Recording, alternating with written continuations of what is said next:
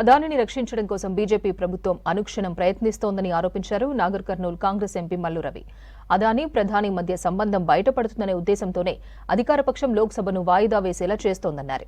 రాజ్యసభలో అదాని అంశం నుంచి దృష్టి మళ్లించడం కోసం అభిషేక్ మను సింఘ్వి నోట్లకట్ట వివాదాన్ని సృష్టించారని ఆరోపించారు మల్లు రవి. లోక్సభ వాయిదా వేయడంపై మండిపడ్డారు మల్లు రవి.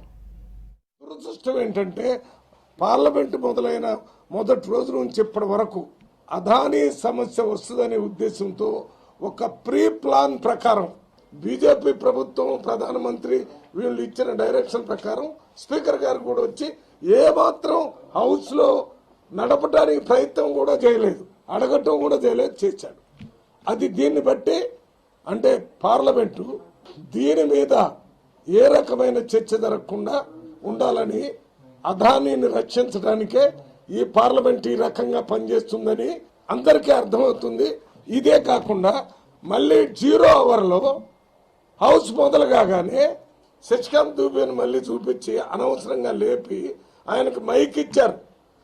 ఈయన గోగాకి మైక్ ఇవ్వలేదు. మైక్ ఇవ్వండి గోగా కంటే ఇవ్వకుండా శశికాంత్ దూబేకి ప్యానల్ స్పీకర్ మైక్ ఇచ్చి హౌస్ అర్జెంట్ మండే ఈ విషయాలన్నీ ప్రజలకు తెలియజేయాలంటే ఒక్కటే విషయం హౌస్ నడవకుండా చేస్తున్నారు.